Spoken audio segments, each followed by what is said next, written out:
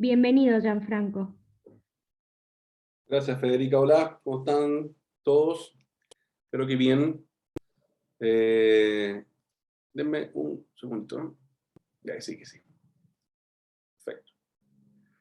Bueno, ¿cómo están de nuevo? Los saludo a todos. Qué bueno que estén presentes y para hacer esta profundización para su examen de Derecho de grado, que es digamos, el objetivo principal de este proyecto que creó Federica y que está implementando acá en Chile y que es gratuito y que yo, bueno, ella nos invitó y a su proyecto y como ustedes ya saben, la idea es que podamos eh, ayudarlo a ustedes a su examen de grado y de esa forma también ayudar a que todo nuestro gremio sea mejor. Así que bueno que estén acá, los felicito por su motivación y bueno, vamos hoy día, como dijo Federica, tener una clase el título que está acá, no sé si pueden ver la pantalla, ¿verdad? Sí, se ve ¿Se muy ve bien? bien. ¿Sí? ¿Se ve? Ya, perfecto. Entonces podemos empezar. Este es el título, o sea, este capítulo, digamos, esta clase va a ser sobre personas que se dividen, como ustedes ya bien saben, en personas naturales y jurídicas, ¿verdad? Pero básicamente va a estar enfocado en lo que son los atributos de la personalidad. ¿Ah? Esa es como el enfoque de la clase y verdad que es bastante materia, así que vamos a tener que hacerlo, ojalá lo más detallado posible, pero hay cosas que vamos a mencionar y que ustedes después pueden profundizar por su cuenta, si es que les parece que vale la pena hacerlo, digamos, y así pueden dejar esa parte un poquito más clara, pero básicamente yo creo que con lo que vamos a ver deberían quedar bastante bien como un repaso, digamos, para esta materia. ¿Ah? Vamos denme un segundito, por favor. A empezar, entonces, bueno, a ver, este capítulo es importante porque hay varias cuestiones que parecen que son, bueno, que son bien generales, digamos, y que son, por tanto, bien base o fundamento, digamos, de muchas instituciones que después tienen mucho uso práctico y son muy importantes, sobre todo en el derecho civil. El tema de las personas, por ejemplo, de los atributos de la personalidad, hay elementos o hay algunos de estos atributos que son de uso común y que tienen mucha injerencia en la vida cotidiana, digamos, ¿eh? Por ejemplo, el domicilio, el estado civil, ¿verdad? O el patrimonio, que son cuestiones que son base de las relaciones, ¿verdad?, entre las personas y que por tanto como relaciones entre las personas tienen efectos jurídicos y tienen por tanto una relevancia en cuanto al derecho que es muy importante, ¿no? Y por tanto vamos a empezar con ese punto, con las personas naturales, ¿no? Que es básicamente lo más largo y lo más importante en la práctica, para ustedes creo yo, ¿no? En el examen de grado. Ahora, a ver, las personas, bueno, las personas, ¿verdad? Se entiende que son los sujetos, ¿no?, de las relaciones jurídicas, ¿no? Eh, en el fondo, no hay una relación jurídica cuando no hay personas, ¿verdad? O sea, las personas son la base de la existencia del derecho, o sea, son el objeto del derecho en el fondo. ¿Ah? Si una persona viviera sola, un ermitaño en una isla, no necesita ninguna norma, no necesita, digamos, al derecho, ¿verdad? Por tanto, la base o el sujeto, ¿verdad?, de las relaciones jurídicas son las personas. ¿Ah? Y el derecho considera la existencia de dos tipos. ¿Mm? Unas que son las naturales, que son todos los seres humanos, todos los hombres y mujeres y niños y toda clase de ser humano, digamos, y las jurídicas. ¿No? El código define a lo que son las personas naturales y como está ahí puesto, ustedes pueden verlo acá, está definido en el artículo 55, que dice que son todos los individuos de la especie humana, cualquiera sea su edad, sexo, estirpe o condición. ¿No? Otras especificaciones son que las dividen en chilenos y en extranjeros.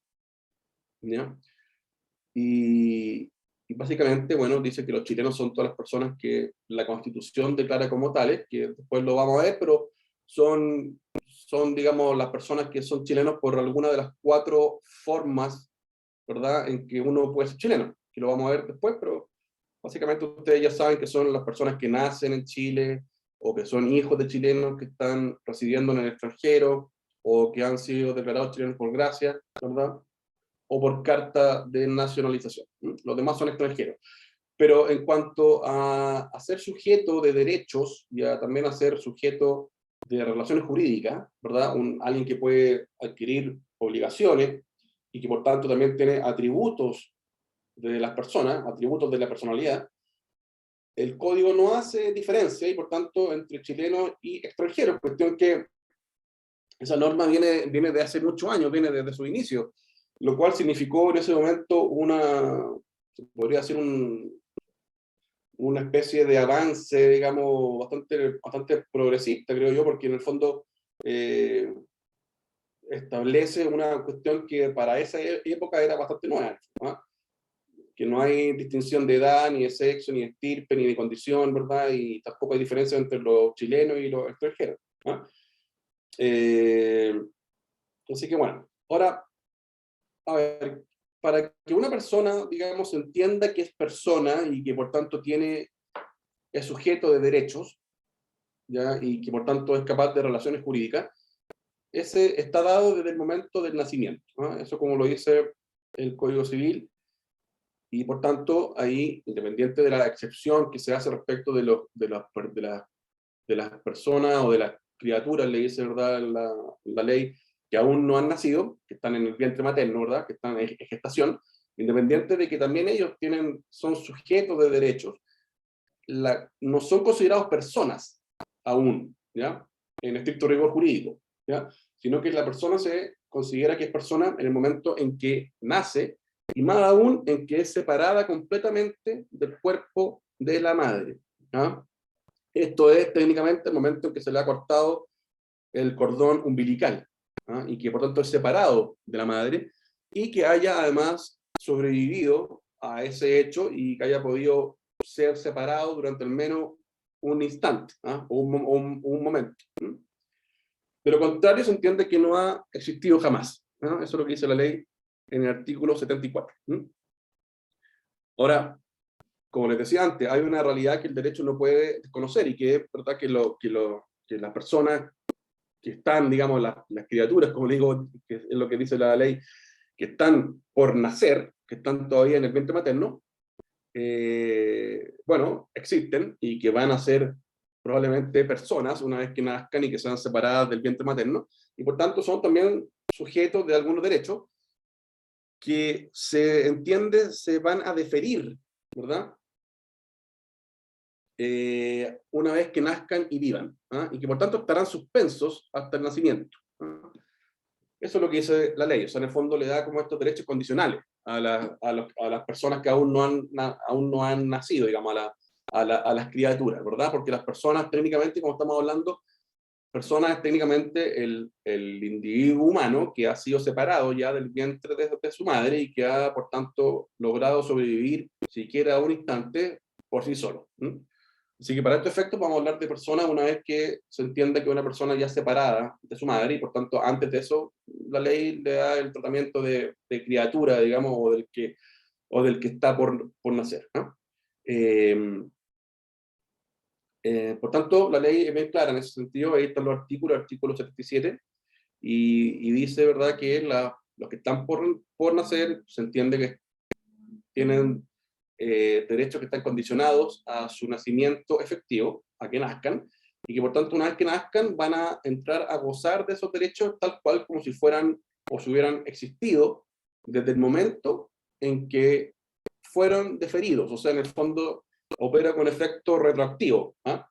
En el fondo, una vez que nace, se cuenta ese periodo o ese tiempo, el periodo de gestación, digamos, se cuenta como si hubieran estado ya ellos en derecho pleno de los derechos que les fueron deferidos efectivamente cuando nacieron, ¿ah? Bueno, acá hay una regla que es bien conocida con respecto al tema de la concepción, que ahora está más simplificada en todo caso, pero ahí ustedes pueden verla, que es que la concepción, digamos, no ha precedido el nacimiento, digamos, con menos de 180 días y no más de 300, ¿verdad? Contado hacia atrás, desde el día del nacimiento. ¿Ah? Eso tiene efecto, sobre todo para temas de familia. De familia, por ejemplo, que antes se ocupaba mucho, y también ahora, creo yo, pero más que nada antes se ocupaba, por ejemplo, para efectos de cuando no había ADN y cosas así, se ocupaban para efectos de poder saber quién era el padre y en qué momento había sido concebido. Por tanto, ese técnica de calendario, digamos, era más importante que ahora, ¿no? Bueno, todas estas normas, como yo les decía, estas normas que son generales, pero tienen mucha importancia y tienen mucha aplicación en el derecho cotidiano, en el fondo, en cuestiones que además también son importantes instituciones del derecho civil, por ejemplo, sobre todo como en el derecho sucesorio, ¿ya? Que tiene que ver, ¿verdad?, con la transmisión del patrimonio, con los herederos, con la sucesión, con todo, y por tanto todas estas normas que son generales tienen mucha importancia para estos efectos, por ejemplo. ¿Ah? Por ejemplo, para efectos, como dice acá, de quiénes son los herederos al momento de que una persona fallece y por tanto se abre su sucesión. Como ustedes saben, los testamentos pueden, digamos, designar heredero y pueden también asignar parte de la herencia o pueden también dejar legado a personas que están por nacer o que se espera que existan, ¿verdad? Y una vez que existen y que nacen, se hacen ellos dueños de esos derechos que les fueron transmitidos, que les fueron asignados de forma testamentaria. ¿Ah? Y por tanto, como dice acá la norma del artículo 962, ¿verdad? Se pueden dejar a personas que existan, ¿verdad? O sea, que se espera que existan. ¿Ah?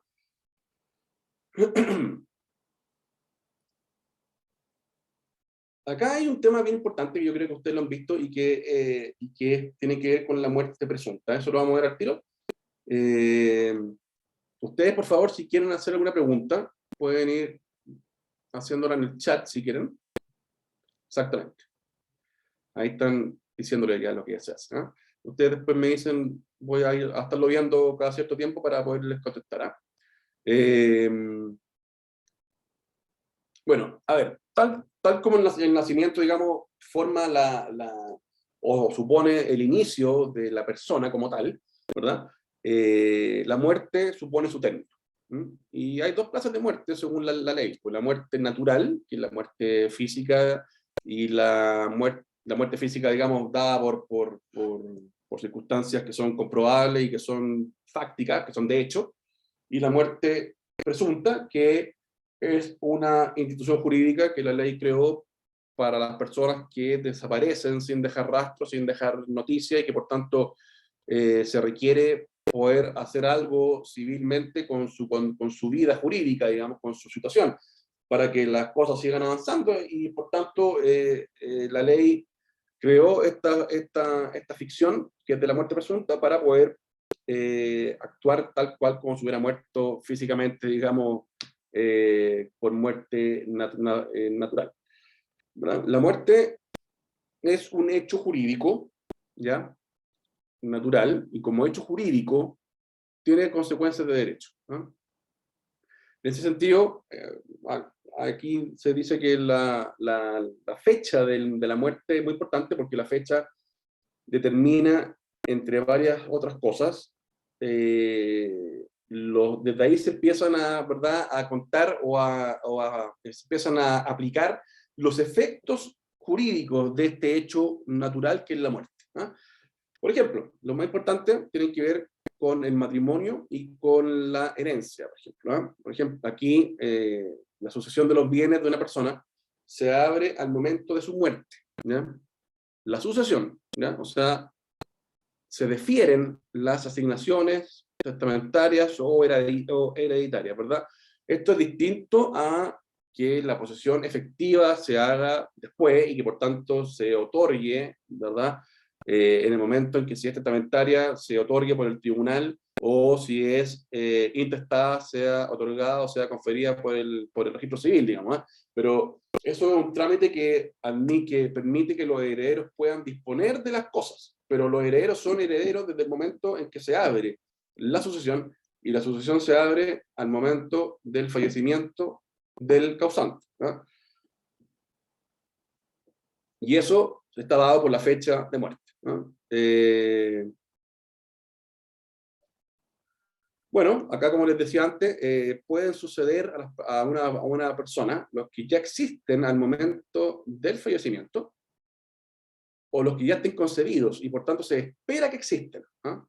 O sea, yo no podría, por ejemplo, dejarle, no sé, en mi testamento ahora, por ejemplo, dejarle un legado a un nieto, porque no tengo, y tampoco espero que existan en este momento, digamos, ¿ah? Por tanto, ahora, sí, por el contrario, por ejemplo, tuviera un hijo que está concebido y que estoy esperando que exista, y yo estuviera enfermo, por ejemplo, me dan un aviso de que estoy enfermo de alguna enfermedad terminal y que me queda, no sé, un mes de vida, bueno, yo podría hacer un testamento y podría asignarle a él, a esta persona, a este hijo que estoy esperando que nazca, podría yo dejarle perfectamente asignaciones testamentarias, un legado, etc. También la muerte tiene efecto en el tema del matrimonio, porque se disuelve por la muerte de uno de los cónyuges, con todos los efectos que eso produce, por ejemplo, la terminación de la sociedad conyugal. También hay otros derechos reales que ustedes ya conocen, que terminan con la muerte del que tiene derecho a ellos. Por ejemplo, el alimento.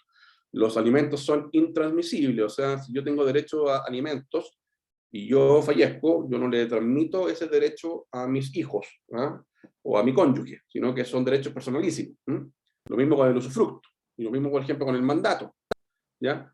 O con otros contratos que tienen, en que la persona es la principal causa del contrato. Por ejemplo, no sé, una obra de arte, en este caso sería, por ejemplo, un contrato de arrendamiento de servicios, ¿verdad? Por ejemplo, si yo arriendo los servicios de un artista para que me pinte un cuadro, ¿verdad? Y yo únicamente contraté los servicios de esta persona y no las de otra, bueno, si él fallece, por tanto, el contrato también termina, y la obligación de cumplir con la pintura del cuadro, en este caso, no se transmitiría a su heredero.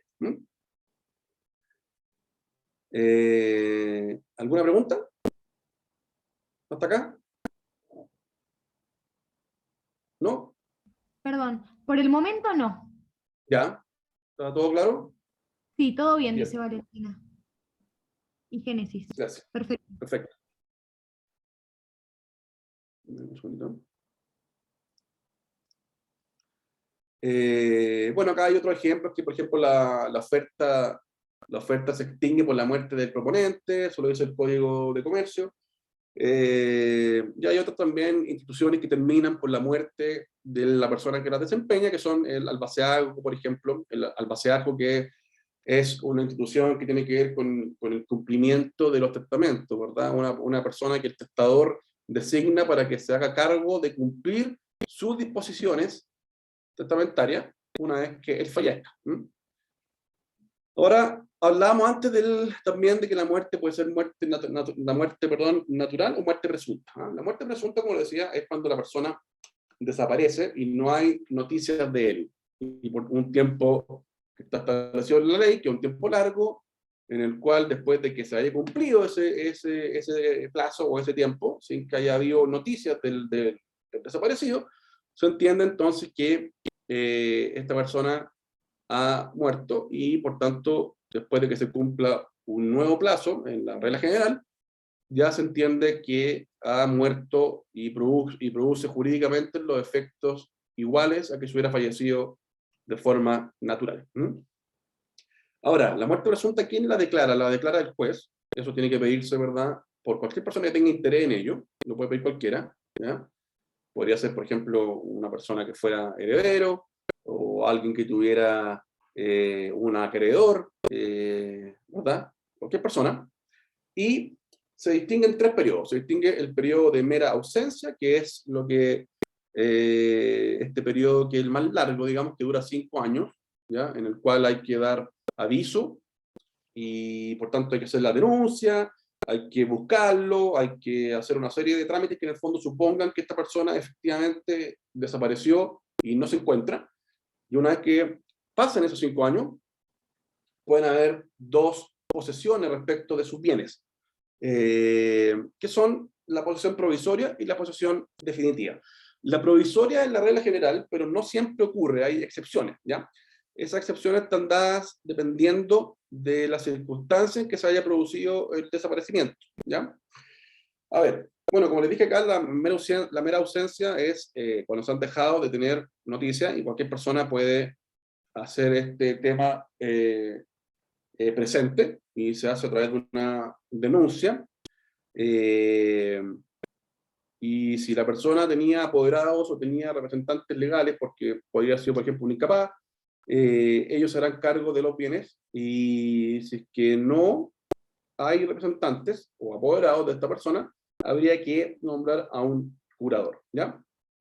Ahora, acá yo les decía que el plazo de la mera ausencia son 5 años, esa es la regla general, pero también puede ser 6 meses o un año, en casos especiales que están ahí en el artículo 81, número 8 y 9 del Código Civil, que se refieren básicamente a, por ejemplo, una persona que se haya desaparecido en un terremoto, en un sismo, o en una guerra, ¿ah? El caso de sismo puede ser realmente práctico, o sea, puede ser realmente una cosa que pase, ¿ah? Y ahí el plazo son, ¿cómo se llama? En el caso de sismo entiendo que son 6 meses a contar desde que hubiera desaparecido, ¿ah? Pero ahí está la norma del 81, número 8 y 9.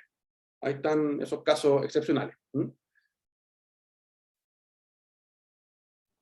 Voy a leer una pregunta aquí de Solange, ¿ah?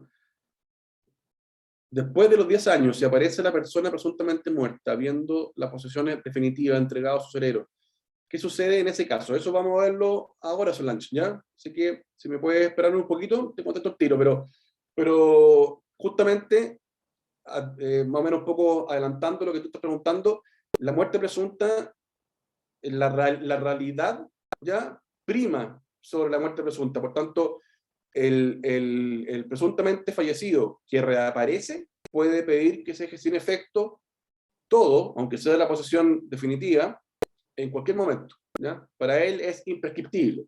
Por tanto, si el presuntamente muerto reaparece a los 30 años, se deja sin efecto todo. Ahora hay otras circunstancias, hay otras, digamos, cuestiones que hay que tener en cuenta, porque, por ejemplo, tiene que asumir, ¿verdad? O puede él recuperar las cosas en el estado en que están, ¿ah? Se presume que hay buena fe de los terceros, digamos, ¿ah? Salvo que haya algunas condiciones especiales en que se presumiría que hay mala fe. Pero por lo general la regla es que se entiende que hay buena fe, ¿ya? Y por tanto nadie puede ser responsable ni culpado por haber hecho uso, haber vendido, ¿verdad?, las cosas que eran del presunto fallecido. Pero sí tiene el derecho a recuperarla. Pero vamos a verlo un poquito más adelante, ¿eh?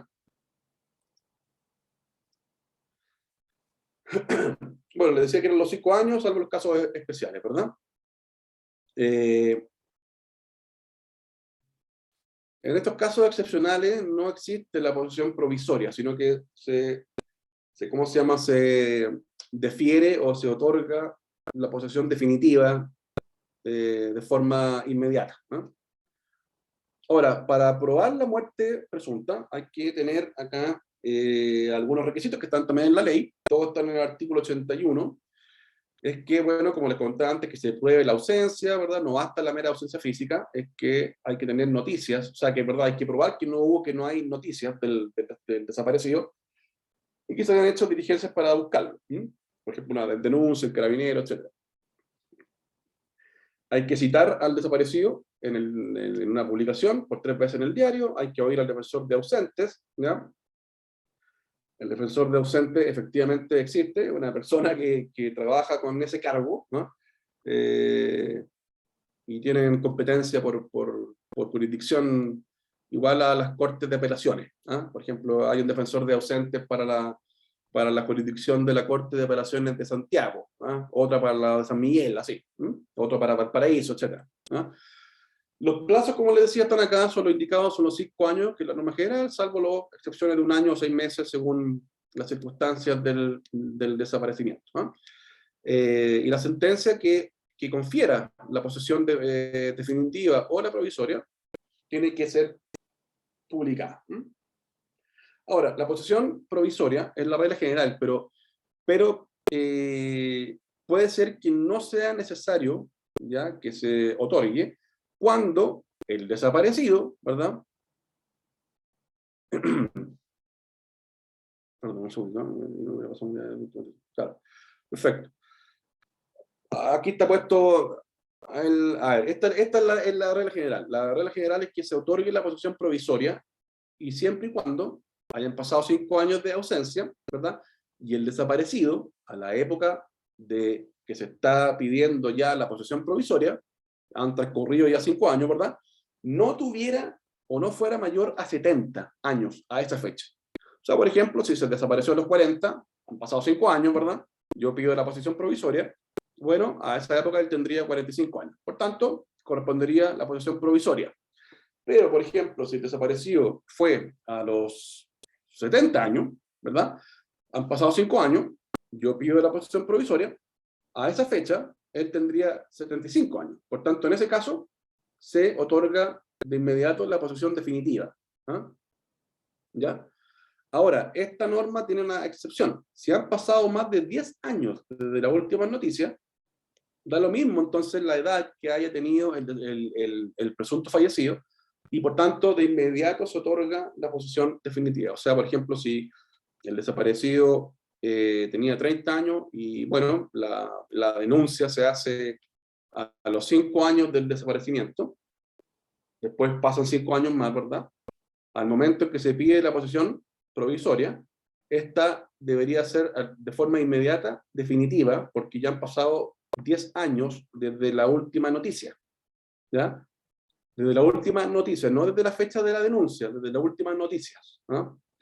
Por tanto, como han pasado más de 10 años, da lo mismo la edad que haya tenido el desaparecido, si era joven o más viejo, y por tanto, de forma inmediata se otorga la posesión definitiva. ¿Ya?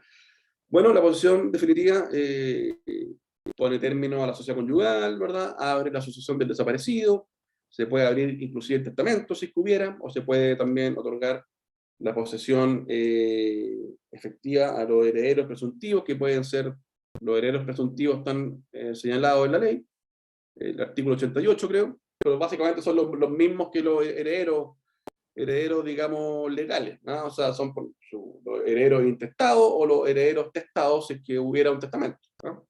Los hijos, la cónyuge, si que fuera intestado, ¿no?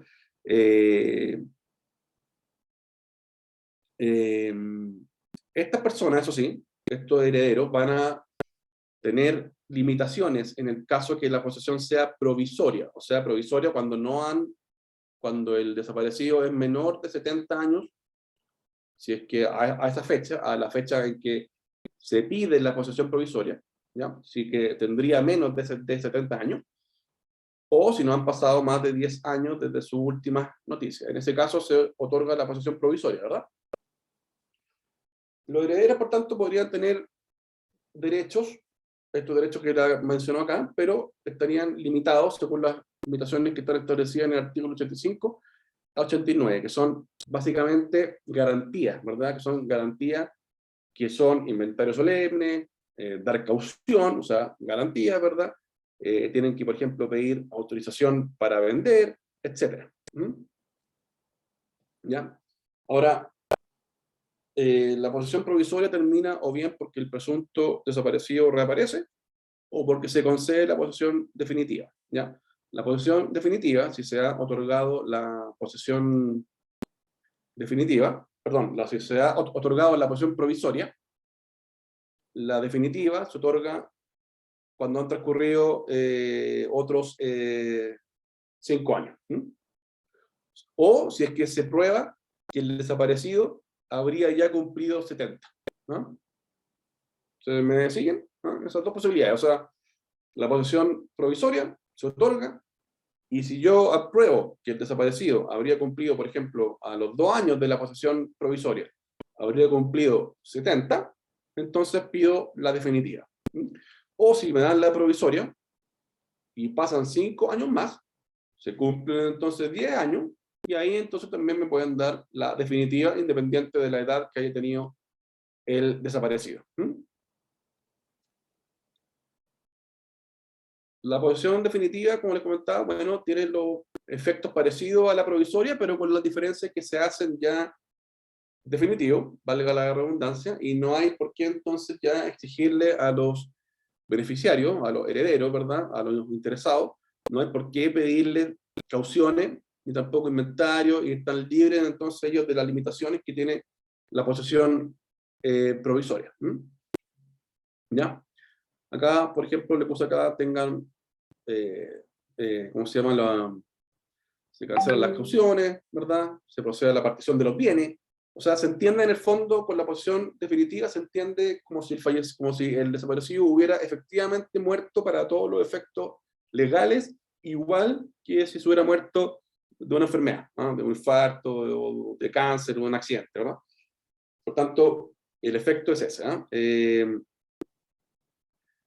Se abre su sucesión, se puede hacer la partición, los que tengan derecho subordinado a la muerte del desaparecido podrán hacerlo valer, ¿verdad? Se pone término al matrimonio, ¿no?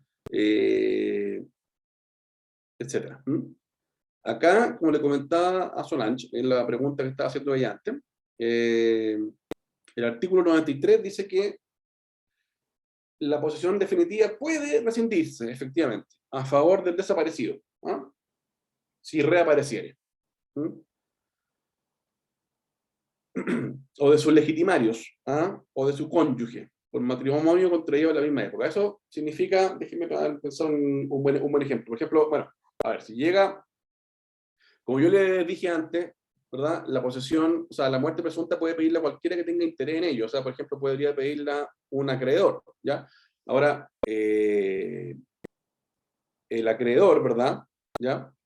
Se puede, o sea, él puede pedirlo, él puede tramitarlo, él puede lograr que se decrete la posesión definitiva, ¿ya? Y eso va a causar cierto efecto, y por tanto, bueno, si el desaparecido regresa, se rescinde o se deja sin efecto, ¿verdad? Este decreto, pero también se podría hacer que aparezcan legitimarios, o sea, herederos forzosos, ¿ya? Que tendrían derechos ellos, ¿verdad?, como herederos en relación al desaparecido, y que no pudieron hacerlos valer, ¿ya? No pudieron hacerlos valer porque no estaban en ese momento, en el fondo, ¿ah? Y por tanto ellos podrían reaparecer, o podrían ellos enterarse de esta circunstancia, de este decreto, de esta muerte presunta, y poder pedir que se rescinda. ¿Para qué? Para en el fondo ellos poder hacer los efectos que hubieran, para poder en el fondo suceder al desaparecido. ¿Ah? Como les digo, si que ellos no estaban en ese momento, si ellos no se enteraron, ¿verdad? Podrían, por ejemplo, los bienes del desaparecido podrían haberse, por ejemplo, vendido, podrían haberse entregado, podrían haber tomado posesión de ellos herederos que eran de menor grado, etc. ¿Ah? Por tanto, si yo soy un hijo del desaparecido, y por tanto soy legitimario, ¿ya? Tendría yo derecho a pedir que esa posesión o ese decreto se dejara sin efecto y que se rescindiera, porque me vi yo afectado, y por tanto, para que en el fondo se vaya todo para atrás, y a mí, como legitimario, me entreguen la parte de la herencia que me hubiera correspondido y que me correspondía en derecho. ¿Ah? ¿Se entienden? Ahora, como les dije antes, las cosas se restituyen en el estado en que están, ¿ya? Subsistiendo las enajenaciones, la hipoteca y los demás derechos reales constituidos legalmente en ellos. O sea, tampoco es que pueda volver o llegar una persona, sea el desaparecido o sea un legitimario, puede llegar y dejar sin efecto todo en el fondo, y que vuelve todo para atrás y aquí no ha pasado nada, no. Las cosas subsisten, las enajenaciones, se entiende que son de buena fe también, las hipotecas, o sea, la garantía, los derechos reales que se hayan constituido sobre los bienes, y tiene que aceptar, el desaparecido que regresa, o el legitimario tiene que aceptar las cosas como están, ¿no? O sea, él puede pedir que se las devuelvan, pero tienen que aceptar que en la condición en que están, y también tienen que respetar las enajenaciones, o sea, las cosas que se hayan vendido y ya no estén, y también tienen que respetar los gravámenes que se hayan constituido sobre las cosas, ¿no? Hipoteca, usufructo, etc. Acá, como les decía antes, la restitución será considerado los demandados, ¿no? Los demandados. Yo en el fondo demando que o sea, se rescinde el decreto de posesión definitiva, se rescinde, eso se pide ante un juez, ante un tribunal, y por tanto yo tendré que citar al juicio a todas las personas que sean poseedoras o que sean dueñas de las cosas que son mías en el fondo, ¿ah? Porque las vendieron, porque las compraron a alguna de las personas que eran interesados, qué sé yo, a un acreedor en un remate, o el acreedor la tomó él y la vendió, o un heredero de menor grado, ¿verdad?, que se hizo dueño porque no había ningún legitimario a ese momento, después la vendió, etcétera. Bueno, si yo ubico a todas esas personas, las notifico, las hago parte en el juicio, y voy a tener que pedir, ¿verdad?, en el fondo, bueno, a ver, como le decía, voy a tener que pedir que me las devuelvan si es que el título no es una venta. O sea, si hay un título que no los haga dueños, ¿verdad? Por ejemplo, que sea un arrendatario, un comodatario o algo así, yo podría pedir que me los devuelvan, ¿verdad? Pero voy a tener que aceptar que estén como estén, las condiciones, ¿ya? O podría, ¿cómo se llama?, pedir que me lo restituyan, ¿verdad? Pero van a ser considerados de buena fe, a menos que yo pruebe lo contrario, ¿no? Ahora, acá el caso de mala fe sería el haber sabido y ocultado la verdadera muerte del desaparecido, ¿ya? Y eso se entendería que es mala fe, ¿no? Y por tanto ahí yo podría pedir que me la restituyan, ¿verdad? Y dejando sin efecto bueno, o sea, sin tener que respetar el estado en que esté la cosa, por ejemplo, porque yo, si es de mala fe, yo podría pedir que me indemnice por los perjuicios que le causó, etcétera, ¿no? Pero eso será la excepción, ¿no?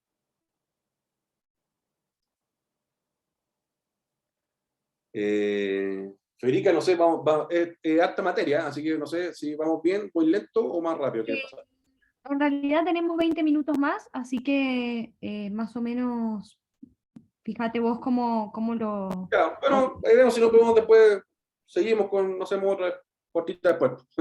Dale, perfecto. Gianfranco, hay una consulta de Carlos, ¿la querés leer vos o te la leo yo? No, dice Carlos, dice, hola, si la cónyuge sobreviviente contrajo segundas nupcias, la reaparición anula el actual matrimonio.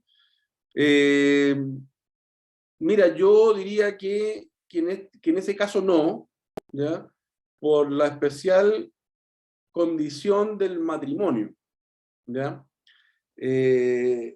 Por ser una institución distinta, ¿ya? Que en el fondo involucra otros elementos diferentes a un acto meramente derivado, a un contrato, digamos, en que el objeto son cosas, digamos, que hay una mera transferencia de cosas. Yo diría que no, ¿ah? Ahora, tampoco sería lo lógico, creo yo, jurídicamente hablando, en el entendido de que la posesión definitiva, ¿ya?, el decreto de posesión definitiva, dice que termina con el matrimonio, ¿ah? Ahora, por tanto, no veo que el matrimonio exista alguna ficción que lo pueda reanudar, ¿ah? Que pueda como recrear el vínculo. Una cosa distinta es que si yo soy el desaparecido y yo regreso, ¿verdad?, o reaparezco, yo tenga derecho a recuperar mis cosas, ¿verdad? Porque se supone que yo no he perdido, por tanto, el dominio respecto de ella, ¿eh? Y por tanto yo podría pedirle a un heredero mío que está en posesión actual de una cosa, como yo reaparecí, la el modo de adquirir que él tuvo, que sería sucesión por causa de muerte, deja de ser tal. Por tanto, en el fondo, ahí la ley hace prevalecer o hace primar la realidad, ¿verdad? Y por tanto, deja sin efecto ese modo de transferencia, ese modo, ¿verdad?, que sería ese modo de adquirir, que sería por sucesión por causa de muerte, ¿ya? Y el lógico, digamos, ¿eh? Entonces, en ese caso, se regresa todo para atrás, ¿eh? Y por tanto, yo podría pedirle a la persona que está, al heredero, digamos, que adquirió directamente de mí, por ese modo, que es la causa, que es la sucesión por causa de muerte, yo podría pedirle, o tengo el derecho a que me regrese mis cosas, pero como te comentaba antes, yo tampoco tendría la ley dice que uno puede recuperar las cosas, pero no las que se hayan enajenado, ¿ya? Las que se han enajenado, la ley dice que prevalece entonces el derecho del que la ha adquirido, ¿ya? Por tanto, yo tengo que aceptar las enajenaciones que se hayan hecho. También tengo que aceptar las hipotecas que se hayan hecho, los derechos reales que se hayan grabado respecto de mis cosas, usufructo, etc. Por tanto, si se produjo ya la muerte presunta, si se decretó, de verdad, la posesión definitiva, el matrimonio se dio por terminado, y yo contraigo nuevas nupcias con otra persona, o mi cónyuge, no vería yo ninguna razón jurídica distinta como para entender entonces que ese vínculo original que estuvo terminado se pueda reanudar en perjuicio del otro nuevo, del nuevo en el fondo que se gestó bajo el contexto de que supuestamente el anterior había terminado por muerte, ¿ah? Así que yo diría que no, ¿ah? Que no lo anula, ¿ah? Gracias, Gianfranco.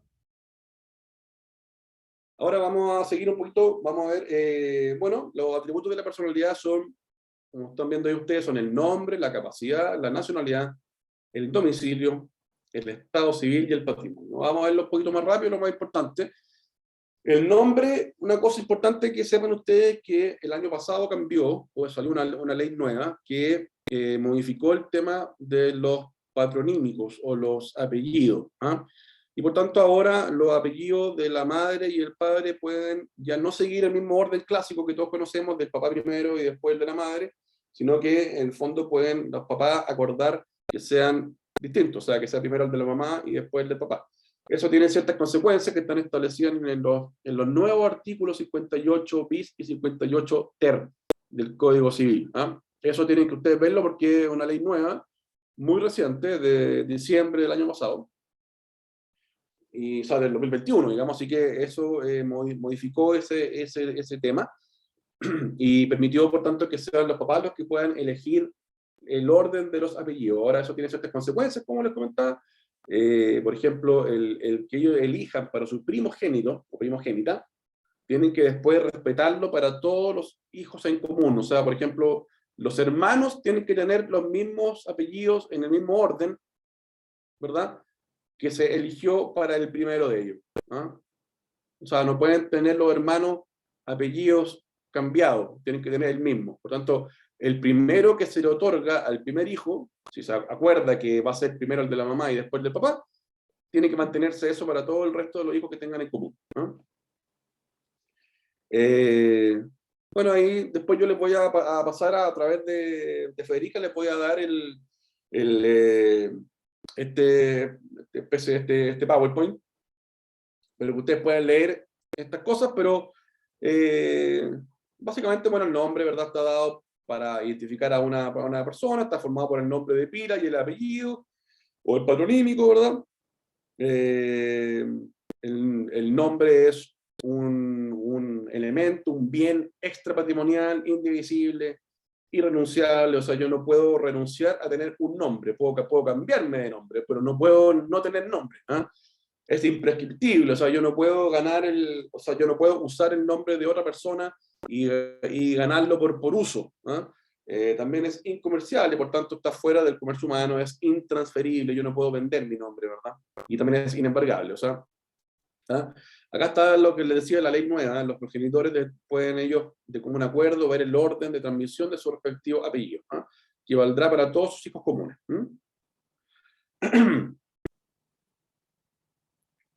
¿Ya? También, si es que los papás no se ponen de acuerdo, porque, por ejemplo, bueno, pueden no estar de acuerdo por muchas razones, porque están separados, porque están, en ese momento, están haciendo, porque así lo quieren, quizás también, quieren que sea al azar, también puede ser posible, ¿verdad? Podrían ellos decirle entonces al oficial del registro civil que sortee cuál apellido va a ser primero y cuál segundo. ¿Ah? Eso, como les decía, es con la ley nueva. Eh, Voy a ver acá una pregunta. Profesor, en caso de un hijo en el futuro.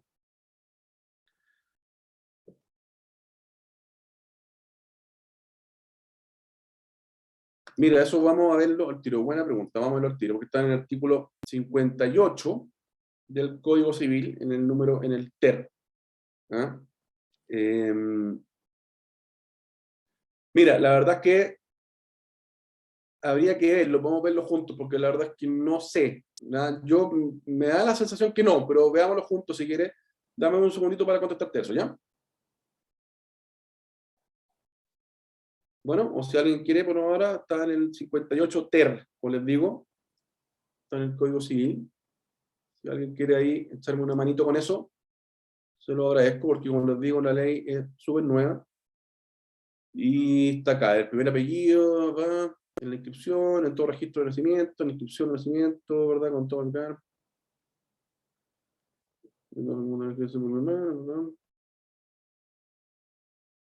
Mm,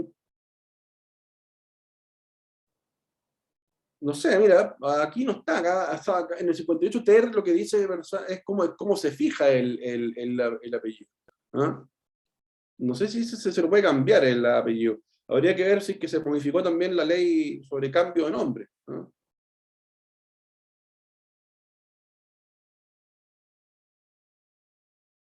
Yo creo que, a ver, el apellido sí se puede cambiar por razones específicas, por ejemplo, cuando a ti te provoca un daño moral. ¿Ah? Por ejemplo, a ti te puede provocar un daño moral llevar el apellido de tu papá por las razones que sean. ¿Ah? Si eso se puede probar, y se puede probar que tú has tenido posesión notoria de otro apellido, por ejemplo, de la persona que vivió contigo en reemplazo de tu padre, por ejemplo, por ponerte algo, ¿ah? Del conviviente o de la pareja o del marido nuevo de tu mamá, digamos, y tú te sientes hijo de él y tú has vivido con ese apellido toda la vida, eh, tú puedes cambiártelo, y puedes cambiártelo en la medida que acredites que te provoca ese perjuicio. Eh, Ahora, cambiar el mero orden, no sé, habría que ver si es que se modificó la ley, la verdad, en ese sentido. No te podría contestar a eso en este momento, pero voy a dejármelo como tarea, ¿ah? Y te lo contesto. Bueno, voy a contestarte a través de Federica o en el chat. Voy a averiguarlo, que es una buena pregunta.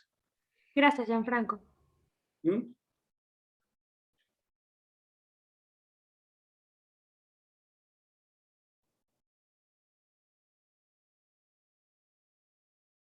Vamos a ver las preguntas acá. Segundo, en caso de un futuro puede rastrear yo.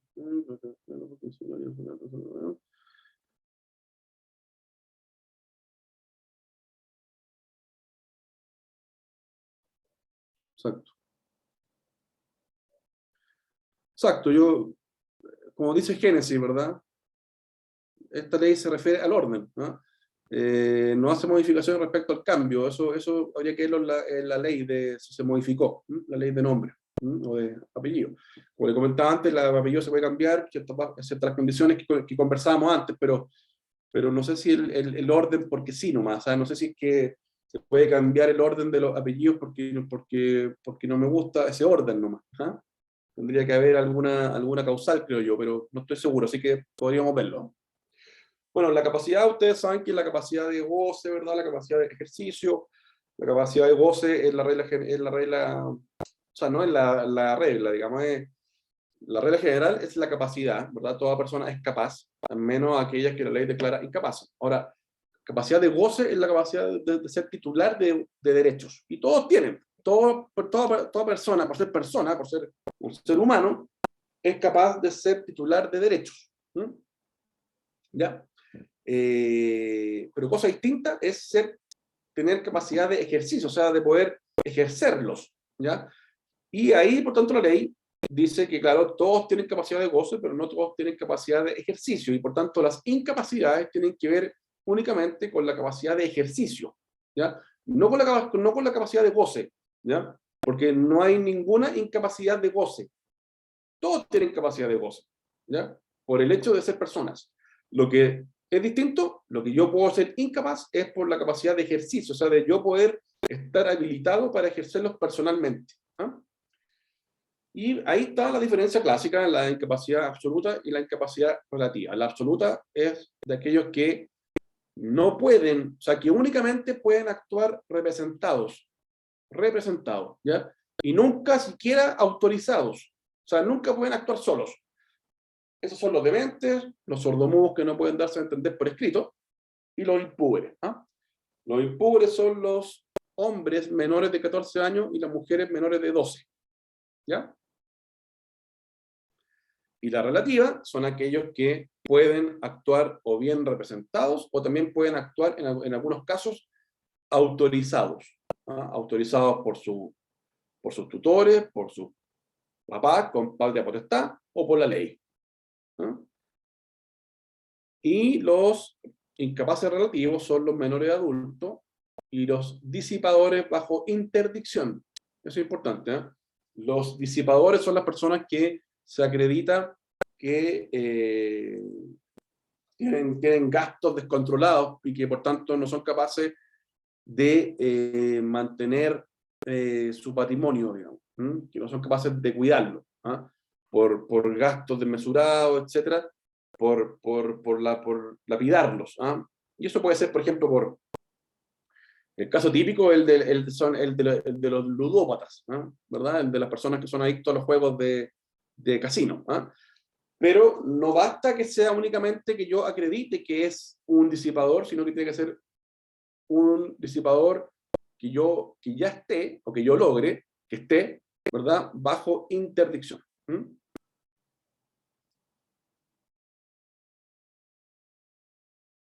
Exacto. Deben estar declarados interdictos. ¿Mm? ¿Ya?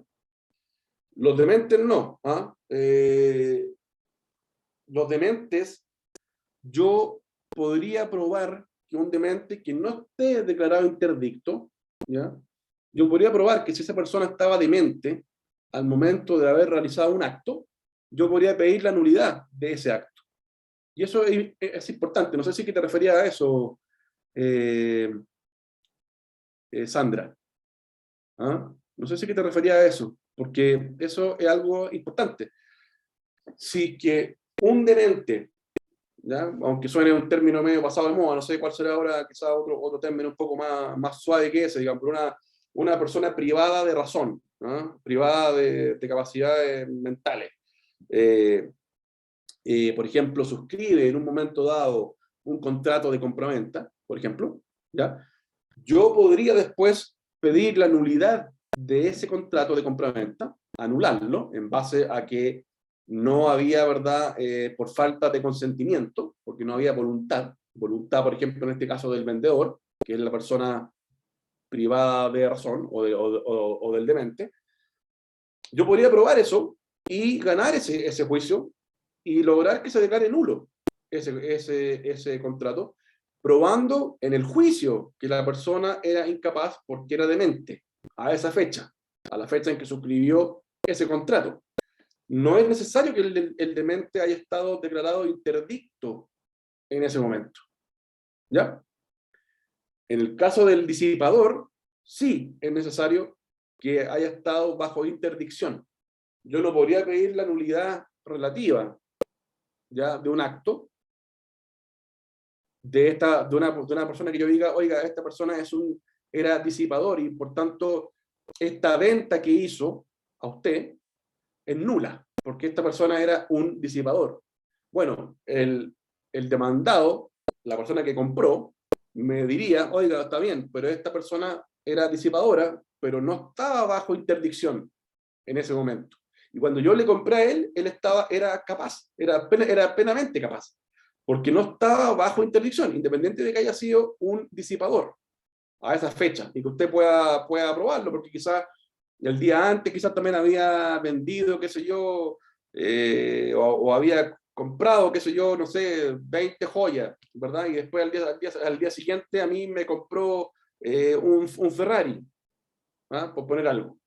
Bueno, esa venta es válida, a menos que él esté o haya estado en ese momento bajo interdicción. Y por tanto, en ese caso, sí yo podría pedir la nulidad relativa de ese acto, porque la persona tendría que haber comprado o tendría que haber, ¿verdad?, realizado el acto con mi autorización en cuanto yo era el tutor o el representante legal de esa persona disipadora interdicta, ¿ya? Pero eso no pasa así con el tema del demente, como veíamos antes. Cuestión que es muy importante esa diferencia, creo yo, ¿eh? Para que la tengan clara, porque eso es, yo creo, muy, muy importante como distinción.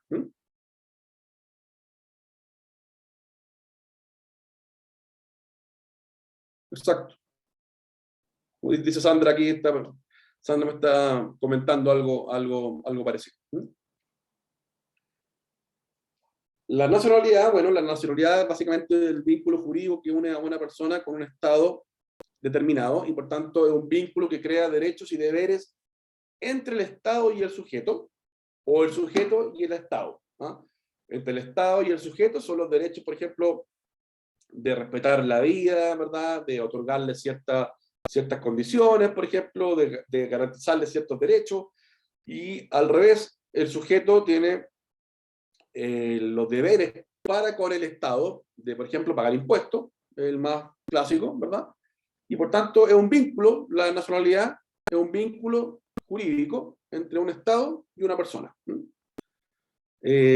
les comentaba antes, son chilenos los que la Constitución del Estado declara tales, que pueden ser, como les decía, los que nacen en Chile, los que son hijos de chilenos que viven actualmente en el extranjero, los que han adoptado la nacionalidad chilena por gracia, digamos, que se concede por ley, a personas que han dado grandes aportes, profesores, personas que han hecho algo importante para la nación, o por carta de nacionalización. Son las 4 fórmulas que están en el artículo 10 de la Constitución. Ahí ustedes pueden verlo. ¿Cómo estamos, Federica? ¿Seguimos un poquito más? Sí, Dan Franco, si vos querés, felices. Y la gente no sé si quiere. Yo sigo, feliz, pero... ¿Podríamos de última, esta última partecita que queda, verla un poquito más rápido? Bueno, la persona jurídica, si quieren podemos verlo. Dale. Pau dice que sí, que no tiene problema. Bueno, Génesis que sí. yo Andrea que sigo sí. nomás, así que si quieren que sigan los que quieran seguir, ¿no? Si no es Perfecto, obligatorio, así que... perfecto. Bueno, la nacionalidad también se puede perder por las causales establecidas en el artículo 11 de la Constitución, que dentro de esa está por renuncia, por ejemplo, ¿ya? Y no me acuerdo cuál más, la verdad, pero son pocas, son 2 o 3. Una es por renuncia, están en el artículo 11 de la Constitución, ¿no? Como les comentaba antes, la ley no reconoce diferencia entre los chilenos y los extranjeros en cuanto a la adquisición y goce de los derechos civiles que están regulados en la ley, ¿no? Ahora sí que sí, algo importante, pasamos a un atributo que es bien fundamental, que es el domicilio. El domicilio es el asiento jurídico de una persona, ¿verdad?, para el ejercicio de sus derechos y el cumplimiento de sus obligaciones. La definición clásica que está en el Código Civil, que ustedes tienen que haber visto, es que el domicilio consiste en la residencia acompañada real o presuntivamente del ánimo de permanecer en ella. Se divide en político y civil. Esa distinción no estaba hecha antes en el Código, pero ahora sí. El domicilio político es el que tiene que ver con ser, digamos, con tener tu domicilio en un país. ¿Ya? O sea, por ejemplo, la persona que vive en Chile, independiente de que sea extranjera o no, tiene domicilio político en Chile. Político. y eso lo hace miembro de la sociedad chilena, ¿verdad? ¿Ah? Aunque siga siendo extranjero, para todos los efectos legales, pero tiene su domicilio político en Chile. Y también su domicilio civil, pero el domicilio político tiene cierta importancia para efectos del derecho internacional, que es el ámbito en el cual se trata, ¿ya? El Código Civil y los artículos 59 en adelante se refieren al domicilio civil, ¿ya? Al domicilio particular, digamos, no al domicilio político, ¿ya? Que como les digo, es materia, objeto del derecho internacional, y dentro de ese marco y de ese derecho, de ese contexto, tiene su razón de ser, ¿no? ¿Ya? El domicilio civil tiene que ver con, bueno, la parte específica, la parte particular, la parte determinada en la que yo estoy, ¿no? En la que yo ocupo dentro del Estado, ¿no? No sé, la parte que sea. Libertad de O'Higgins, 1140, ¿verdad? Lo que sea. Como les decía acá, bueno, el derecho, el domicilio civil, digamos, que está tratado en el Código Civil y que forma parte del derecho privado, contiene dos elementos, un elemento físico y un elemento psicológico. El elemento físico está dado por la residencia, ¿ah? Por el hecho de yo físicamente estar posicionado en un lugar, ¿ah? Y el psicológico tiene que ver con el ánimo real o presunto de permanecer en ese lugar, ¿ah? De que ese lugar sea el asiento de mis actividades legales, de mis actividades sociales, de que esté instalada mi familia, de que esté instalado mi trabajo, de que yo asuma ahí que me lleguen las cuentas, ¿verdad? Etcétera. ¿Mm? Ahora, hay una distinción, hay tres cosas, digamos. Una cosa es la habitación, una cosa es la residencia, que generalmente coincide con el domicilio, y otra cosa distinta es el domicilio, ¿ya? La habitación es el lugar, es un hecho transitorio, es un lugar en el que yo me encuentro accidentalmente u ocasionalmente o de forma transitoria. Por ejemplo, puede ser un hotel, ¿ah? ¿Ya? Ese lugar es mi habitación en ese momento. ¿Mm? Ahora, la residencia, ¿verdad? Es cuando ya tú estás instalado en un lugar y quieres permanecer en él, ¿ah? Ahora, la diferencia que tiene con el domicilio, pero como les digo, generalmente van unidas, o sea, la residencia y el domicilio van unidos por lo general, y de hecho, el artículo 62 del Código Civil presume que la residencia de una persona también importa su domicilio. ¿Mm?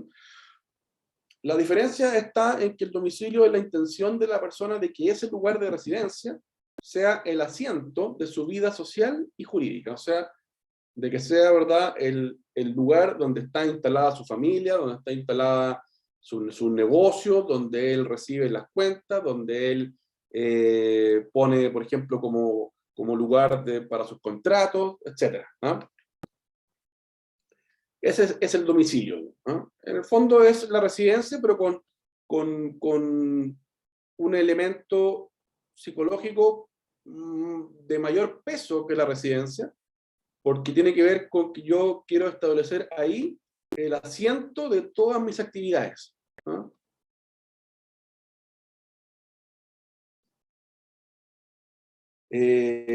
Existen presunciones, como les decía, de domicilio positivos y negativas. El artículo 62 del Código Civil es una presunción positiva, o sea, en el fondo asume que la residencia coincide, por regla general, por presunción, coincide con el domicilio. También hay otras presunciones, por ejemplo, que están ahí, que habla por ejemplo, de los sacerdotes, que se presume que su domicilio no de donde está su congregación, ¿verdad? Otros cargos, por ejemplo, cargos de otras cosas diplomáticas, por ejemplo, que se presume que el domicilio es el lugar donde se encuentra ejerciendo sus funciones, etc. Hay presunciones negativas del domicilio, por ejemplo, que es cuando artículos 63 y 65 del Código Civil, que, por ejemplo, una de ellas dice que no se tiene el domicilio en un lugar, aunque haya residencia permanente, cuando la familia de la persona, con toda su digamos, centro doméstico, sigue estando en otra parte. ¿Ah? ¿Ya? Por tanto, se presume, hay una presunción negativa. ¿Ah? O sea, aunque haya una, un establecimiento o una residencia, igual no hay domicilio porque se entiende que hay esta presunción negativa. Este es el artículo 65, le decía. Acá está, por ejemplo, dice, el domicilio civil no se muda, o sea, no cambia, por el hecho de residir el individuo largo tiempo en otra parte, voluntaria o forzadamente, conservando su familia y el asiento principal de sus negocios en el domicilio anterior. ¿No? O sea, ahí está nuevamente la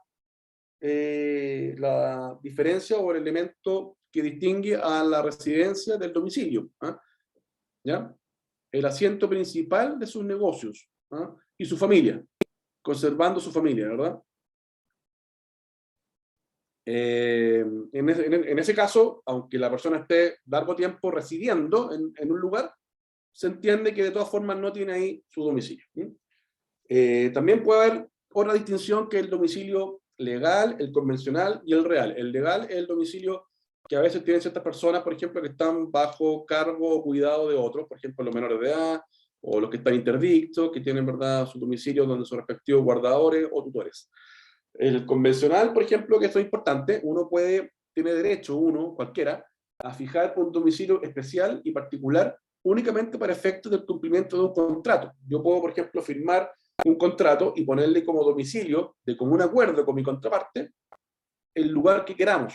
Y eso va a tener efectos importantes, porque, por ejemplo, podemos nosotros fijar un contrato no sé, de lo que sea, no sé, de compra de mercadería, y fijar como domicilio, no tengo idea, Punta Arenas, por ejemplo.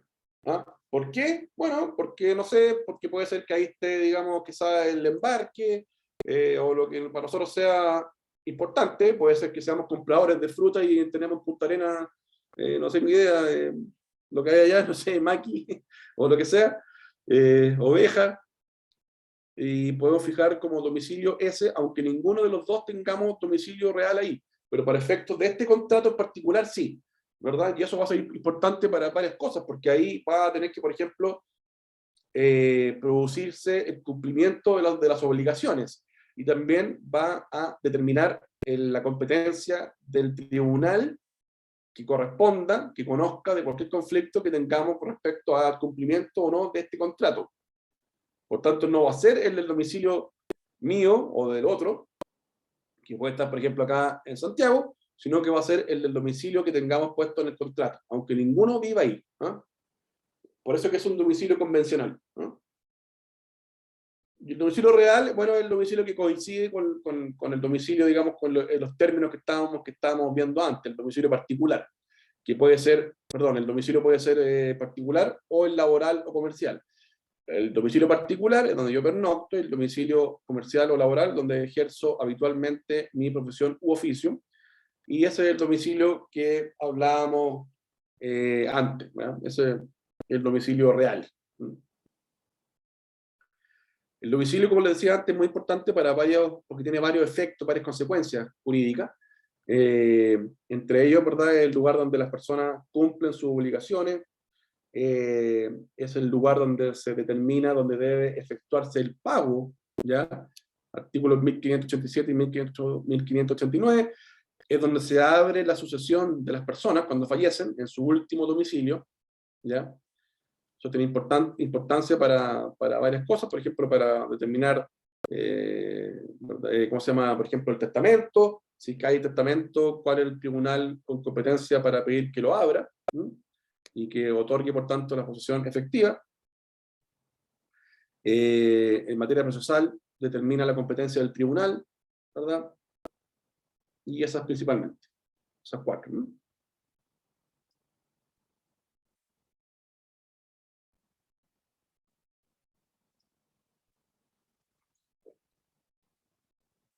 Un segundo, por favor, ¿no? El estado civil, eso vamos a verlo más rápido. El estado civil, ¿verdad?, es la calidad de un individuo.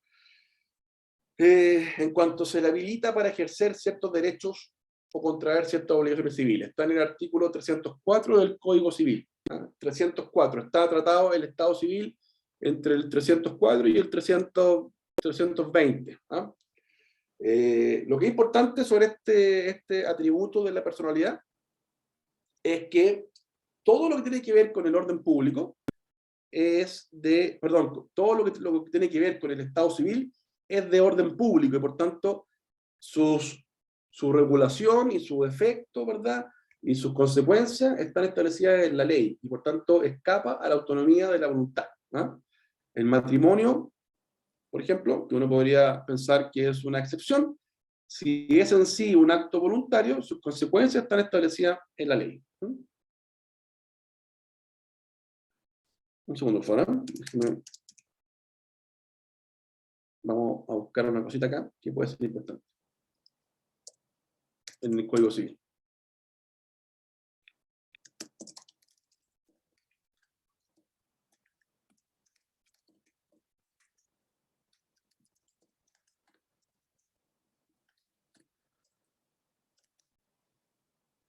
No, después lo vamos a ver.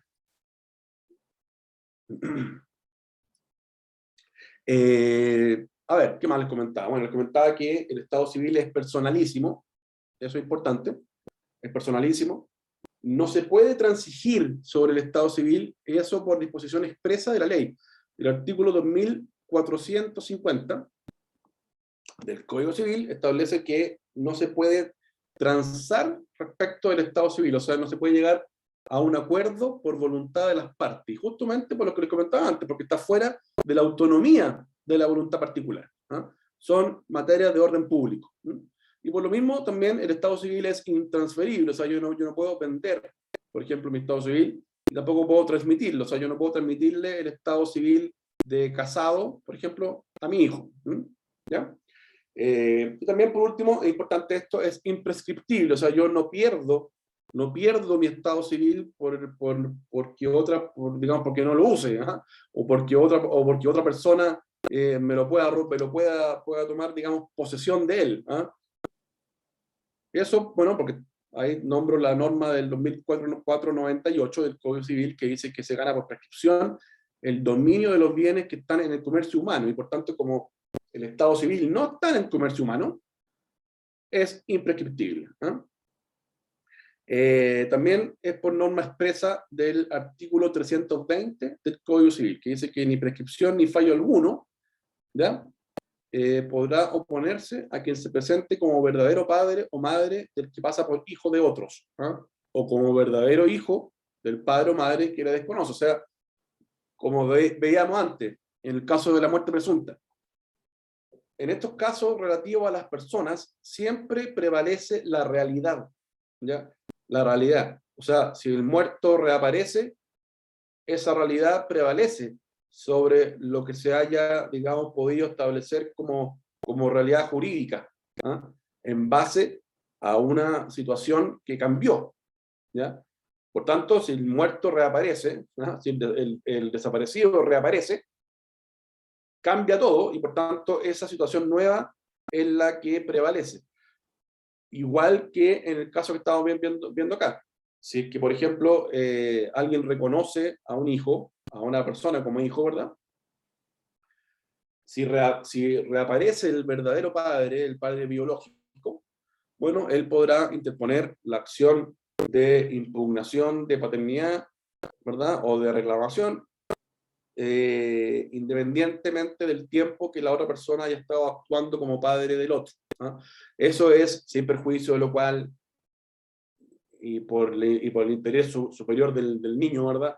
O del hijo, podrá el juez decidir que de todas formas siga prevaleciendo, ¿verdad? El parentesco entre el padre que no es el padre biológico, si es que eso conviene al interés superior del hijo, porque puede ser, por ejemplo, que tenga la posesión notoria, o por otras causales, en el fondo,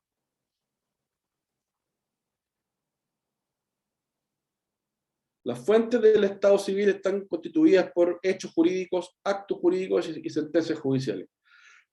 ¿Ya? Los hechos jurídicos que hacen nacer o que tienen que ver con el estado civil son, por ejemplo, el nacimiento, que te hace,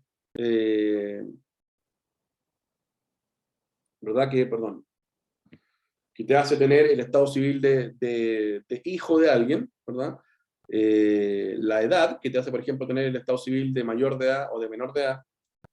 La muerte, que puede, por ejemplo, causar el estado civil de viudo en alguien. Y esos son hechos jurídicos, ¿verdad? Entre los actos jurídicos que pueden tener efectos en el estado civil de las personas están el matrimonio y el reconocimiento, por ejemplo, ¿ah? Y las sentencias judiciales que también tienen efectos en el estado civil de las personas, por ejemplo, el más claro es el divorcio. El tiro voy a dar las preguntas, denme un segundito, por favor, ¿no?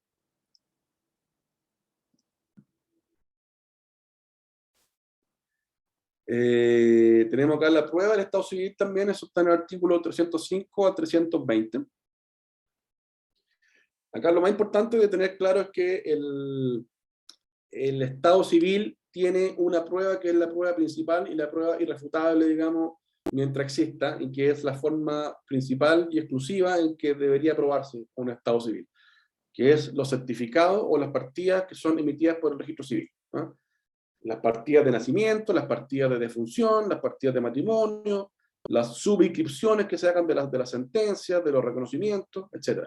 O sea, no hay ninguna forma de probar, en principio, no hay ninguna cosa que pueda desvirtuar o ninguna forma mejor de probar un estado civil que no sea con la respectiva partida o certificado que acredita ese estado civil, ¿ah? El matrimonio, como le digo, la defunción, el nacimiento, etc. ¿Ah?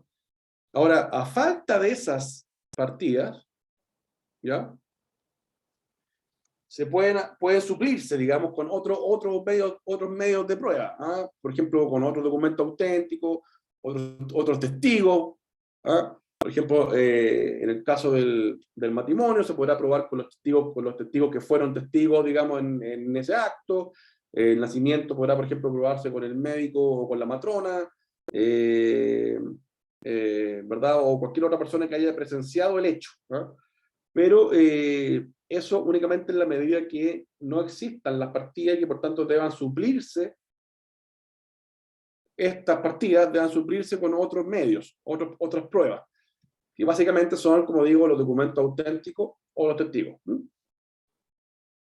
Y también la otra, que es la posesión notoria del estado civil, ¿no? Que es una prueba que tiene que ver con el derecho de familia.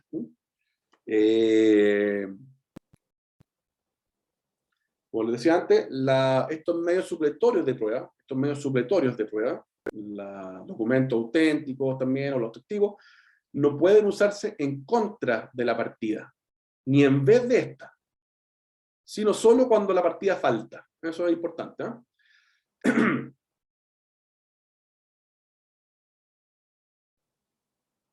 Ahora, la única forma en que se puede, digamos, rechazar una partida o un certificado es probando que la persona a la que se refiere ese documento, ¿verdad?, no es la misma persona a la cual se le pretende aplicar el estado civil, ¿no?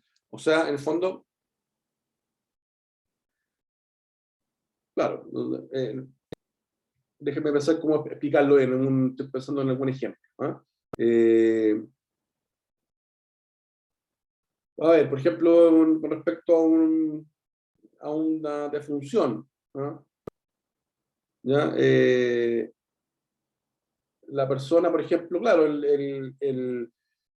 aparezco yo como fallecido en un certificado, ¿verdad? Y por tanto, en este caso, obviamente, bueno, yo podré probar que la persona que soy yo, respecto de la cual el documento o la partida del registro civil pretende aplicar ese estado de fallecido, ¿verdad?, que soy yo. Bueno, yo podré, obviamente, acreditar que ahí, ¿verdad?, el documento, evidentemente, no corresponde, que está mal, ¿verdad? Porque, bueno, porque los hechos están probando que obviamente yo estoy vivo y por tanto, bueno, el documento está mal. Pero, pero son ejemplos excepcionales, digamos, son cuestiones que en principio no son la regla general, ¿ah? Y por tanto, lo normal es que esos documentos acrediten el estado civil y eso sea así y se mantenga así mientras esas partidas existan, ¿no? A falta de esas partidas, yo podré ocupar otros medios de prueba para acreditar el estado civil. Pero si esas partidas están, se entiende que el estado civil va a ser ese, el que dice ese documento. ¿Mm?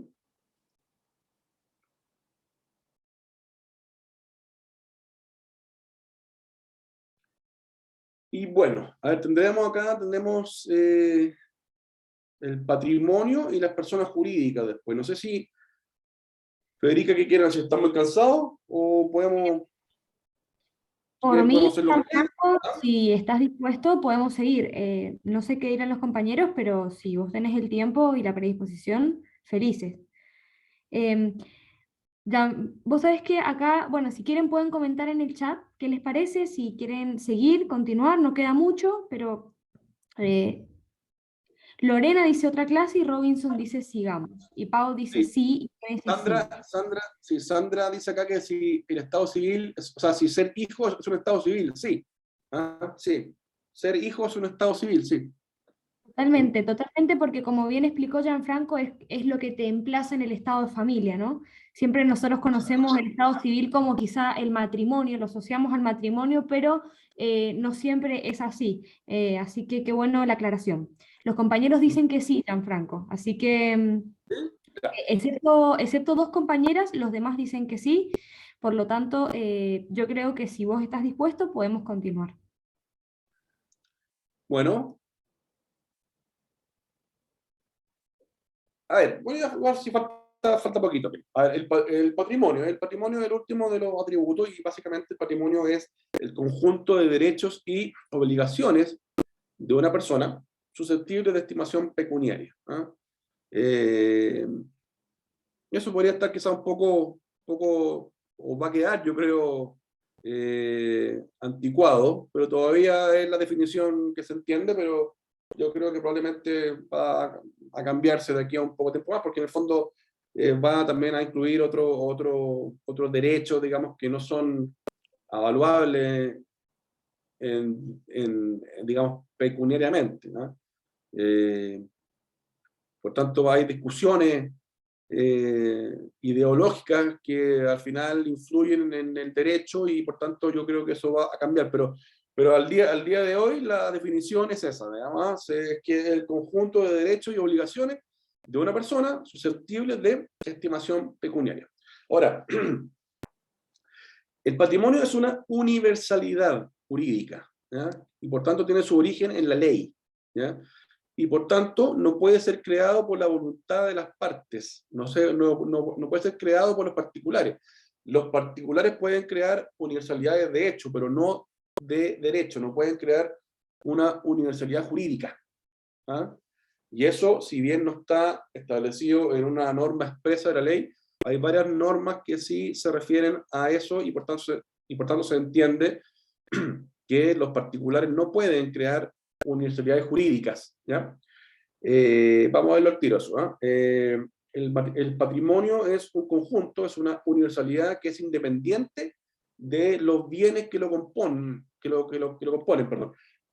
Es independiente de los derechos y las obligaciones que forman parte de él, ¿ya? Por tanto, el patrimonio no es nada, no es ninguna de las cosas que lo conforman en particular, ¿ya? Sino que es una abstracción, ¿ya?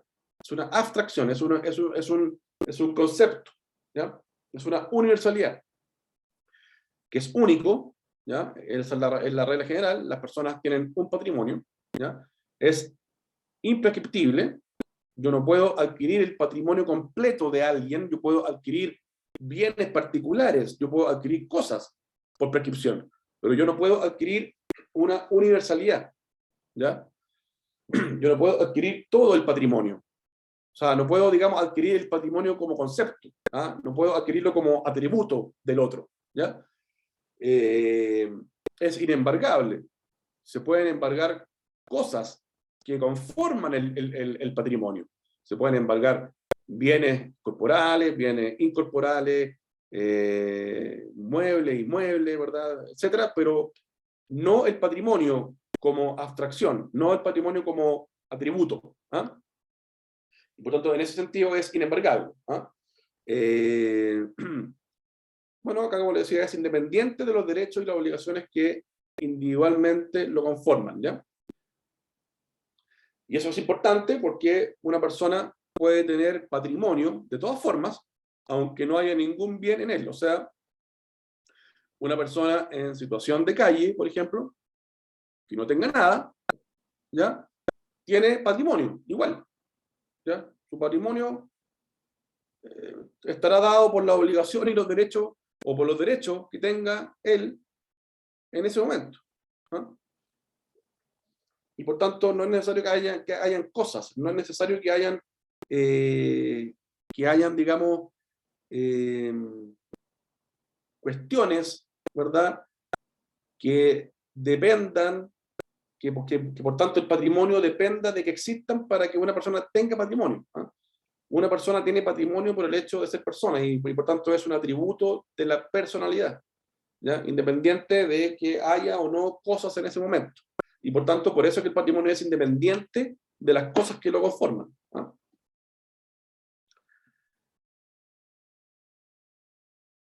Acá yo les comentaba antes que hay varias normas de la ley que dicen que las personas, los particulares, ¿verdad?, no pueden crear universalidades jurídicas, ¿ya?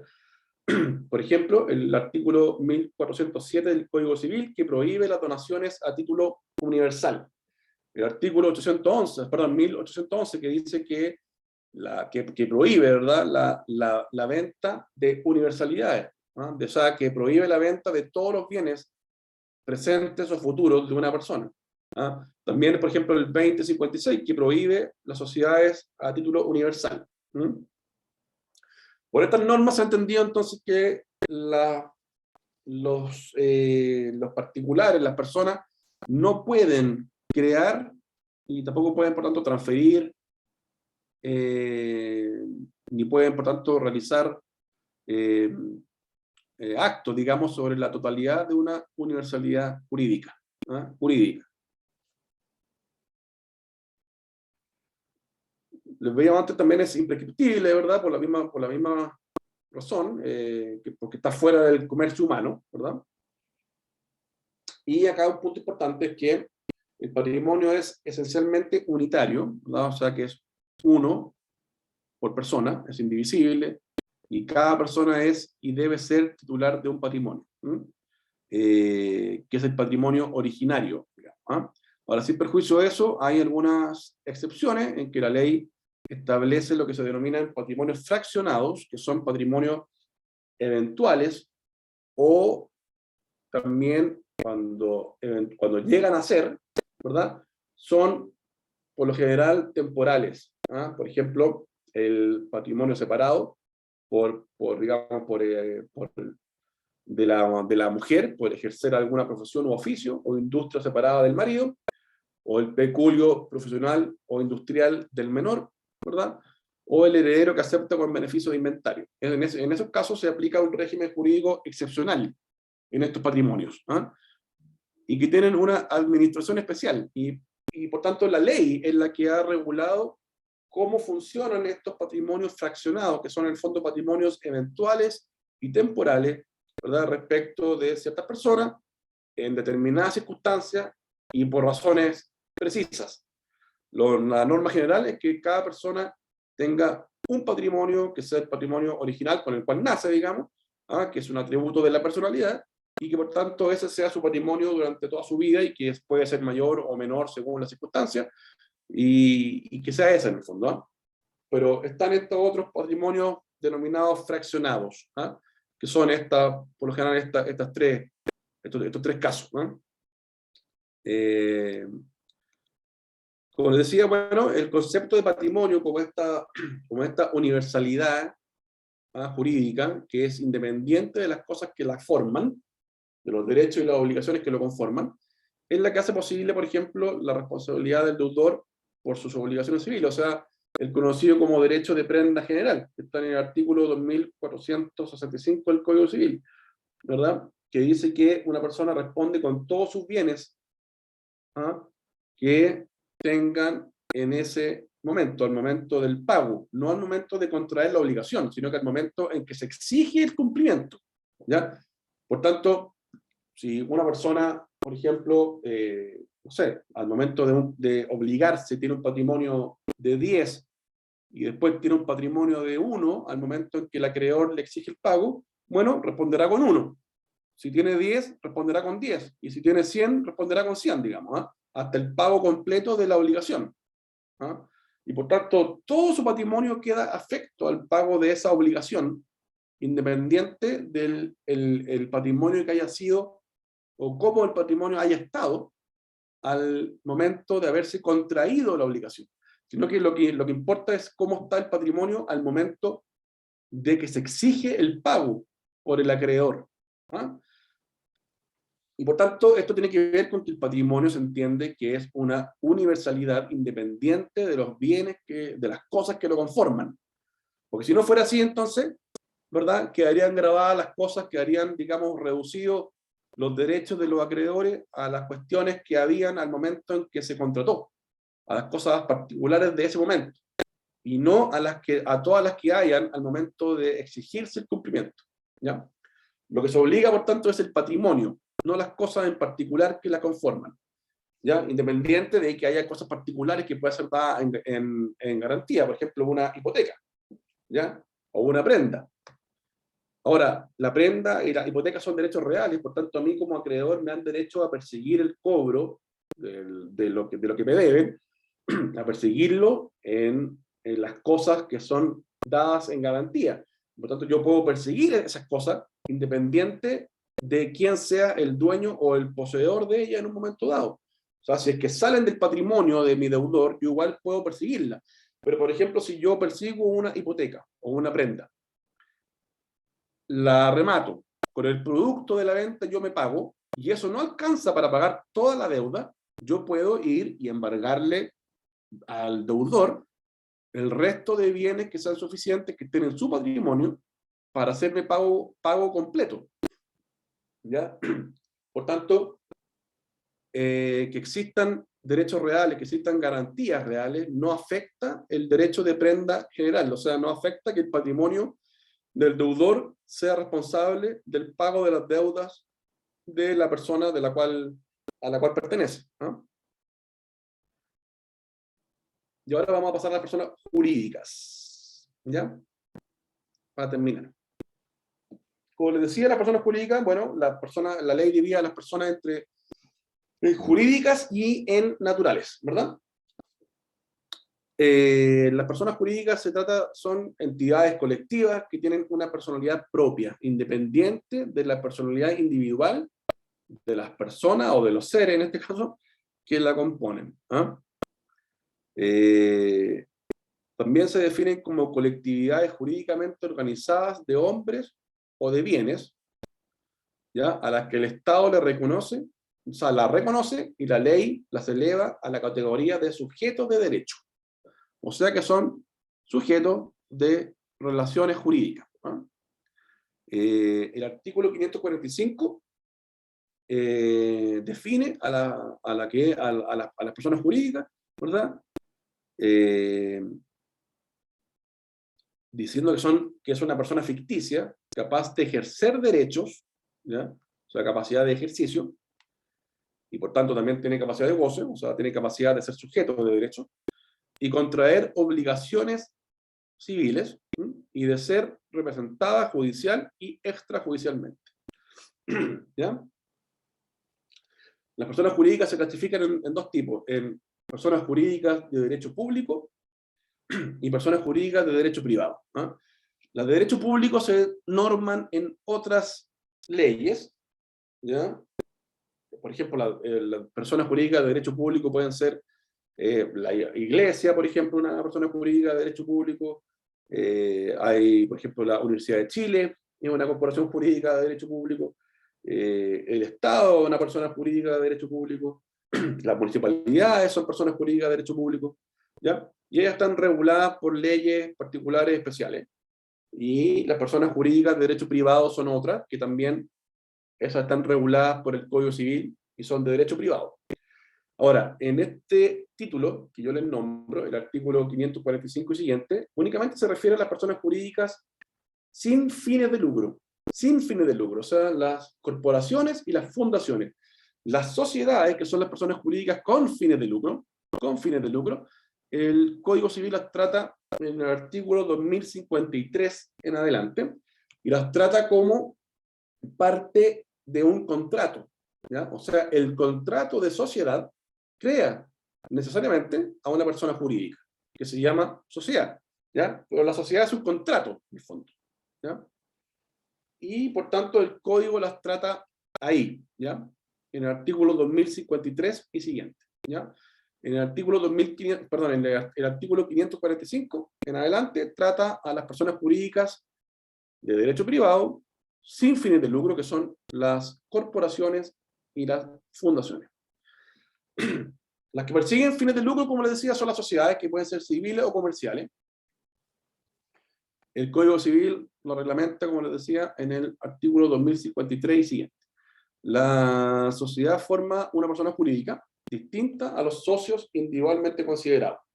Esto es muy importante porque es lo que motiva que las personas puedan disponer o puedan, digamos, tomar riesgos sin que comprometan todo su patrimonio, digamos, personal.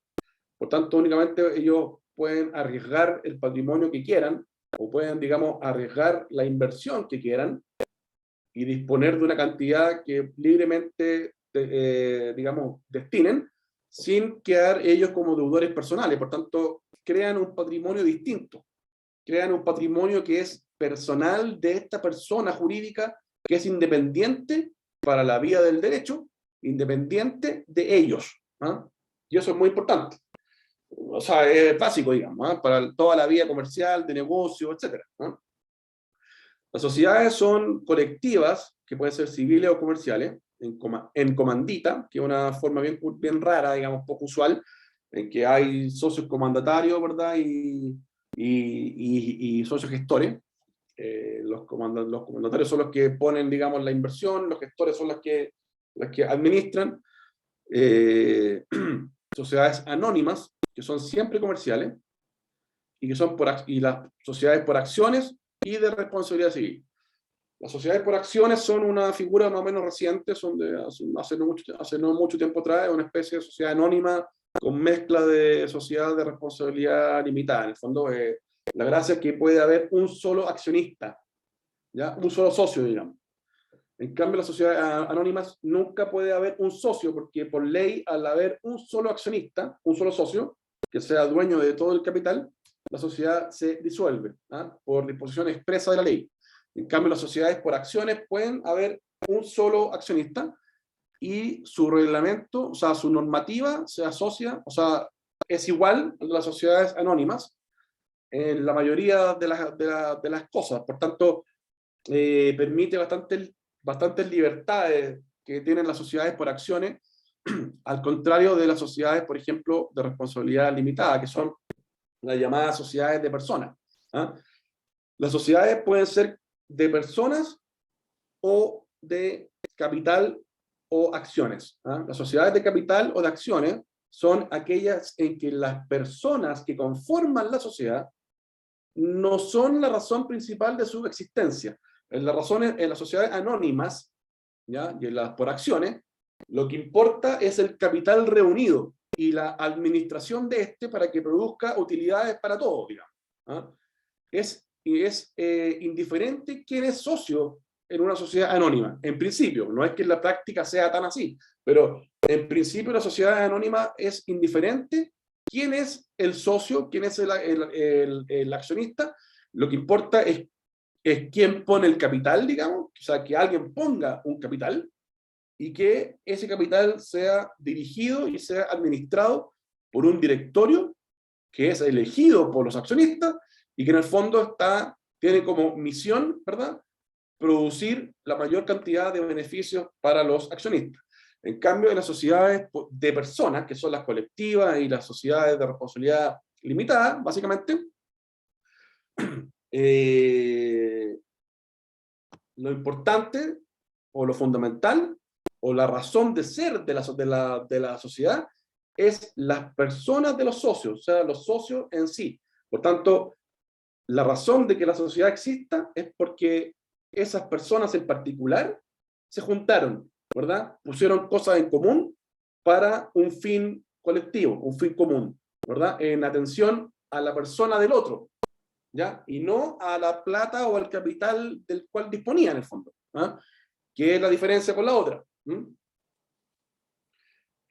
Por eso, en las sociedades de personas hay algo que es muy importante que se llama la affectio societatis, que en el fondo es que yo puedo alegar en algún momento, aunque la sociedad tenga, por ejemplo, un plazo fijo de duración, por ejemplo, una vida de 5 años, por poner algo, yo puedo pedirle en algún momento al juez que disuelva anticipadamente la sociedad y que por tanto yo pueda recuperar el patrimonio, o sea, el capital que invertí, porque yo ya no tengo afinidad, no tengo affectio societatis con mi socio, ¿verdad? Dejé de tener un vínculo que justifique que yo esté asociado con él. ¿Ah? Y eso es una cuestión más bien de tipo psicológico, casi, o anímico, ¿verdad? O un tema muy personal que tendrá que tomarlo en consideración el juez en el juicio en la medida que se le aporte las pruebas que correspondan para que acrediten, ¿verdad?, la ruptura de ese vínculo emocional, ese vínculo, digamos, personal. ¿Ah? Cuestión que no pasa en la sociedad anónima. Yo no podría alegar o pedir la disolución de una sociedad anónima en razón de que no tengo affectio societatis con mis co-socios, ¿no? Con mis co-accionistas, pues, porque eso da lo mismo, digamos, es irrelevante quién es mi co-socio, quién es mi co-accionista, ¿no? Al menos teóricamente. Por lo general, la decisión de darle un tipo jurídico a una sociedad, o sea, de decidir que sea de responsabilidad limitada o de anónima, ¿verdad? O por acciones, pasa por decisiones que tienen más bien que ver con cuestiones tributarias, con facilidad para desprenderse de los derechos, para tomar decisiones, digamos, cosas así. ¿Ah? Así que en la práctica igual una sociedad anónima, evidentemente, en la mayoría de los casos sí importa, digamos, quién es tu socio. ¿Ah?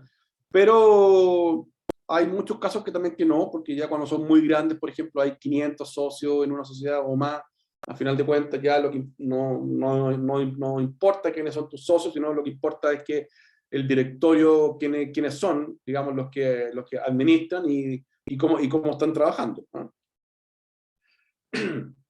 Ahora, en cuanto a las personas jurídicas sin fines de lucro, estas son como decía, las fundaciones y las corporaciones. Las corporaciones son personas jurídicas que están formadas por un cierto número de personas que se asocian, ¿ah?, para un fin común.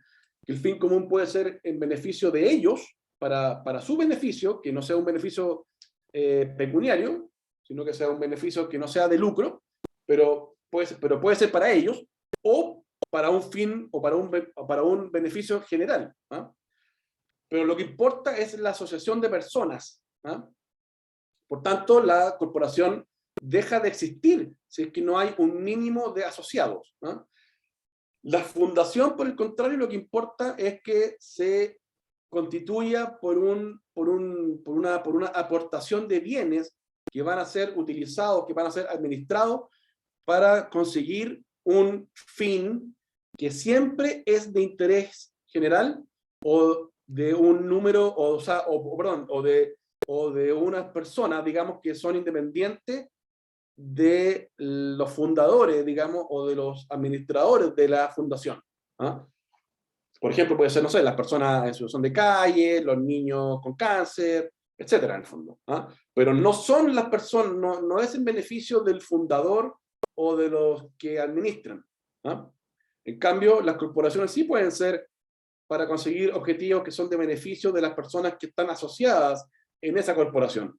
Por ejemplo, no sé, la corporación no sé, de los jubilados, no sé, o de los trabajadores, digamos, de la madera, no sé, cualquier cosa, digamos, ¿ah? Pero puede ser gente que se asocia para producir un beneficio que no es de lucro, pero que puede ser para ellos, digamos, ¿ah?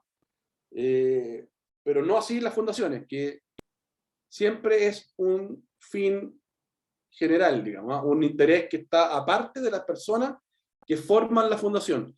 La fundación, como les digo, no, lo importante no es las personas, no es el fundador quién es, ni quién la administra, sino lo que importa es el fin que tienen, ¿ah? Y el patrimonio que tienen, digamos, los bienes que están aportados para conseguir ese fin. La corporación lo que importa es las personas que lo forman, ¿ah? Y para qué están reunidos, para qué se asociaron, digamos, ¿ah? Aquí les digo, bueno, acá está puesto abajo, ¿verdad? La fundación, cuando deja de tener bienes o cuando pierde los bienes aportados para su fin, también deja de existir, ¿ah? Perece, digamos, muere, ¿ah? La corporación puede no tener ningún bien, ¿ah? Puede estar leyendo muy mal, digo, pero si que no tiene personas suficientes que la conformen, ¿verdad? Va también a dejar de existir, ¿no?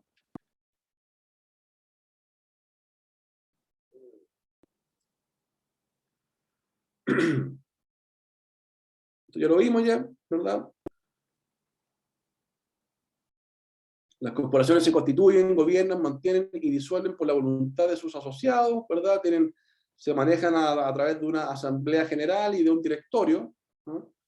De un consejo se llama. Las fundaciones se rigen por la voluntad de los fundadores, ¿verdad?